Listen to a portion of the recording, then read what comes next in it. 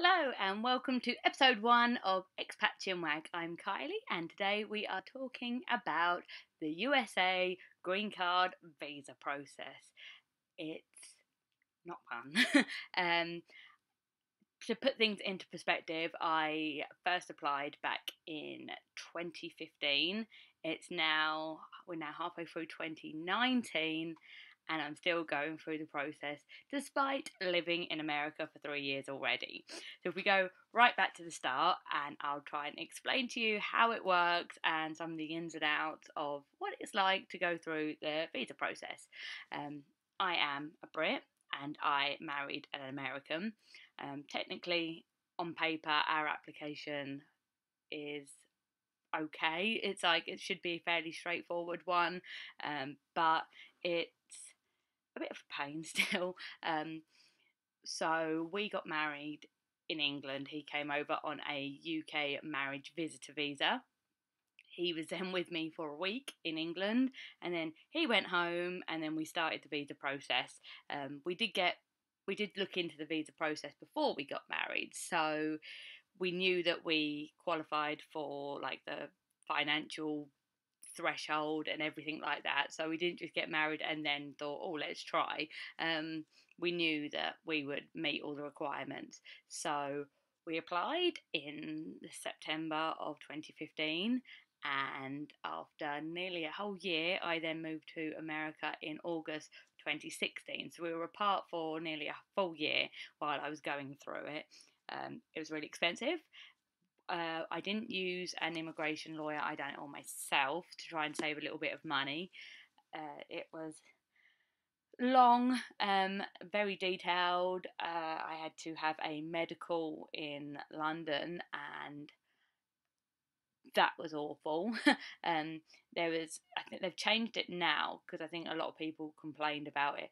But you had to do things like prove that you were like the gender that you put down on your form. So if you said you're a girl, they wanted evidence you were a girl, and they had to look and see that you were a girl, which was.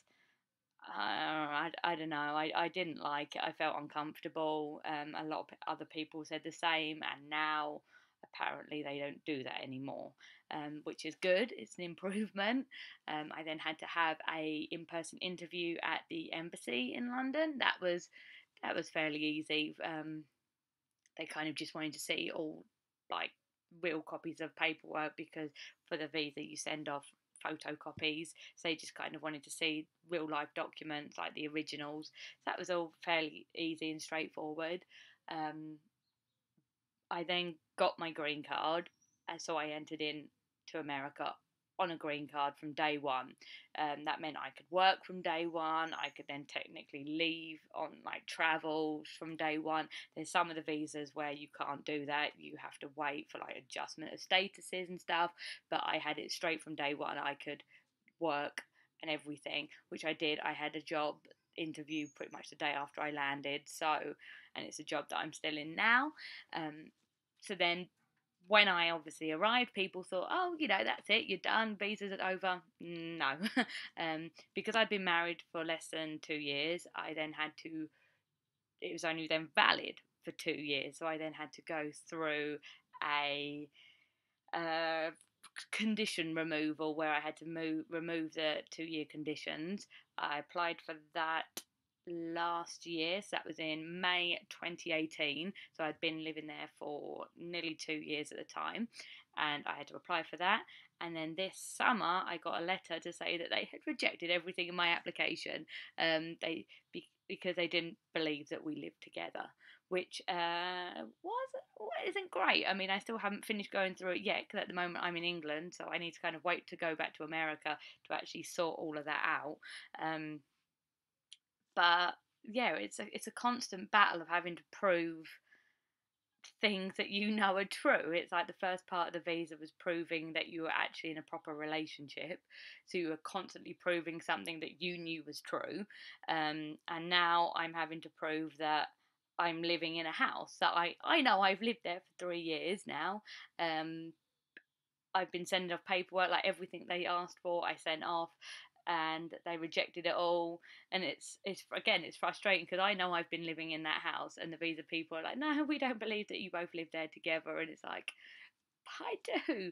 um Technically my card has run, like my green card, my actual physical green card has run out. It ran out back in August of last year. You get sent a letter that says that you can still like live and work. It's a bit like an extension, but it's just a paper letter that says that you can still work, you're still authorised to travel and leave the country and come back in, blah blah blah. But the last time I visited home and I got to London Gatwick Airport, they said that they didn't believe my letter was real. They were like, no, sorry, we can't let you fly because we think the letter is a fake. And it's like this fancy letter that's like embossed. I think there's like holograms on it. It says it's from like the US visa department, or I can't remember what exactly what it says, but they were like, no, we think it's fake and it's not real. I ended up convincing them. I was like, look, I flew on it at Christmas, you let me back then, I was admitted back into the States, it's like, it's real. They ended up having to get like people higher up to check them, you know, like the managers to then check, and they said, yeah, okay, yeah, we'll let you fly, we think it's real. So I was like, you know, because even that, it's like you're then having to prove that a letter is real as well, and you know it is. It's like I received it from them, and it's like it's a constant battle of having to prove that documents are real and things are real, and it's really really frustrating. So even then, it's like at the moment, like I don't know what my future is. I mean, they could reject the whole lot. I don't know. I've got to send off more evidence, and even then, oh no, from then, once that's done, it's then like permanent residency. I'm technically classed as permanent residency right now, but it was only for 2 years. Um, if all this goes through, you then get proper permanent residency. But then you've got the choice of going for citizenship, which then say you would get an American passport. You can then vote, because at the moment I can't do any of that. That also costs a lot of money. Otherwise, you have to renew the green card every 10 years, and that's almost as much as citizenship. So some people are like, oh, do I go for citizenship and just pay that once, or do I carry on a green card and then renew that every 10 years? So it's a bit of a never ending paperwork battle if you're just a resident. It's people think, yeah, once you're in and you're done, and it's really not that way. It's like it's a constant like battle all the time. You're expected to carry your green card on you all the time, but then if you lose it, it then costs a lot of money to replace it. There's just a lot of ins and outs and expense and constant battles with immigration, and a lot of people find it shocking because they're like, well, you're English, you're working. It's like, what's the problem? It's like, you know, you play by the books and you do it all right, and you still kind of get treated a bit like a criminal. And I'm the type of person that like to do everything right. I feel like really bad if I do something wrong. It's like when I was at the airport and they were like, "Oh, you can't fly today," and it's like I don't do things wrong. It's like I play by the books all the time. And when they were like, "Oh no, you know, we can't let you fly. All your paperwork's expired," it's like it's not. It's really not expired. It's like it's true.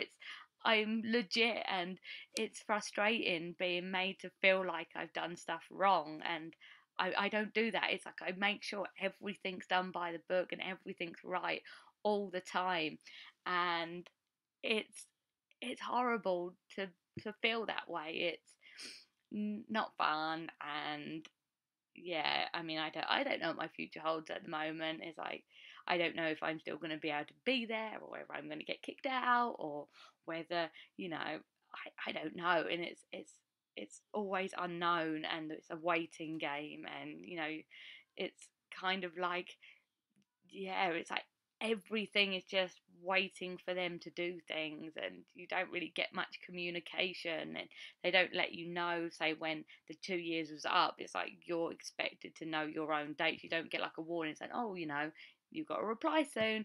You just you have to keep track and be like, right, 90 days before you have to like apply to remove your conditions. My job is more informative about my visa than what the actual government is. Like, they'll send me things saying, oh, just let you know, like your permit's up soon, we're going to need like new documents to keep you up. But then I am in a school, so they are very on top of who they employ, and they want to make sure everyone's legal and everything. So but like they're better at it than the actual government of like keeping track of everything. But like I said, I document everything. I'm very on top of everything. But yeah, it's a long process. Yeah, that hopefully that gave you a quick insight of everything. I do have a whole range of stuff all on my blog, betweenenglandandiowa.com, that has documented the process from day one and gives like advice to other people that are going through it and all of that type of thing. So if you're interested, you can check it out on there. Yeah, thank you for listening. Episode 2 will be all about the weather, because am I really English if I don't moan about the weather? Um, it may sound like a boring topic, but I think you'll be quite shocked as to some of the stuff that I'm going to say about the weather. It's not just like sunshine, rain. It's pretty full on. So yeah, episode 2 will be about the weather. Hopefully you'll join me there. And thank you for listening. See you later.